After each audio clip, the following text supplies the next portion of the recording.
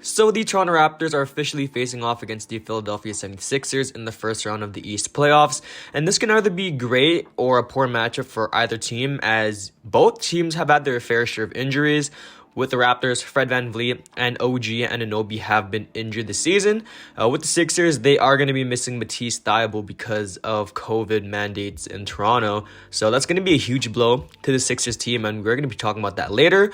And this series will be a huge test for not only the Raptors, but also the Sixers, as they acquired James Harden to fill in for the point guard position with the shot-creating ability and his playmaking. And as for the Raptors, this will test them in terms of if they have what it takes to go all the way for the chip. And in today's video, we're going to be going over my prediction for the matchup and the overview for each team heading into this series. So what's up? I'm JDC. If you like the video, drop it below, subscribe to the channel. I'd appreciate it.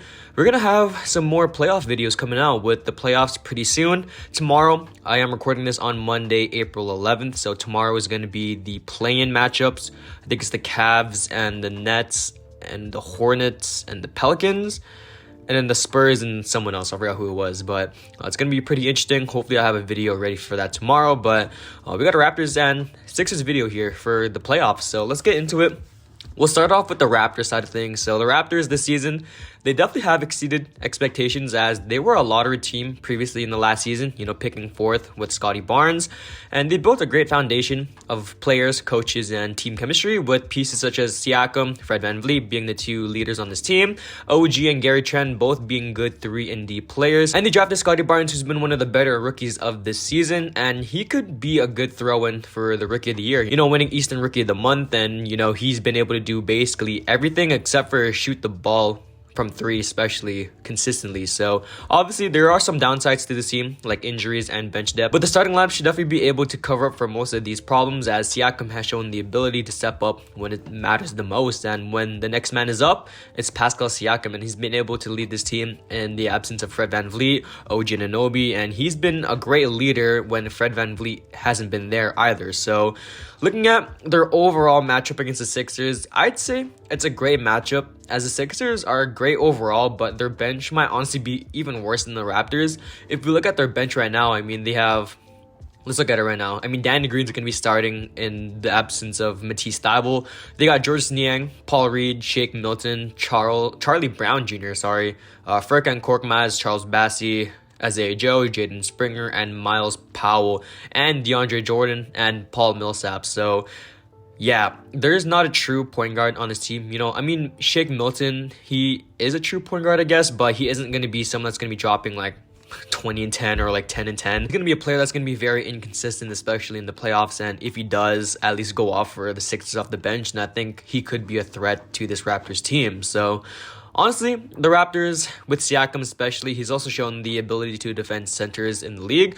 With Joel Embiid being the primary center for the Sixers, obviously, I think Siakam is able to defend him. And looking at it right now, the matchup between him and Siakam, I think Siakam's around like 6'9", 6'10", I want to say, if I look up his overall height.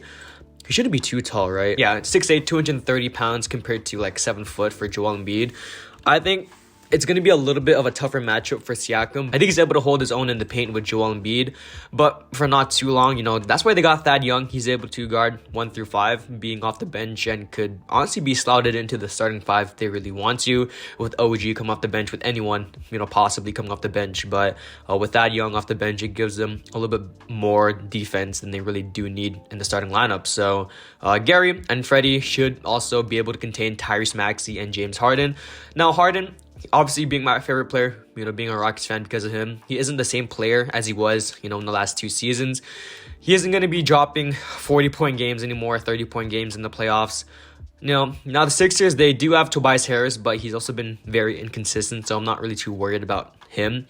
The only real thing I'd be worried about is being open for him and getting catch and shoot threes. So if they can just guard Tobias Harris on the perimeter, lock up James Harden, lock up Tyrese Maxey, then I think they should be pretty much set. The only things I'm worried about are injuries and the ability to contain Embiid, as Embiid's a freak of nature in the post. He's probably one of the best post players in the league. But the Raptors should definitely be fine, as they cooked the Sixers up in their last matchup, and I think they have won the regular season matchup, even with injuries on the roster too. So looking at the Sixers side of things right now, this series will definitely rely hugely on the big three of Harden, Maxey, and Embiid.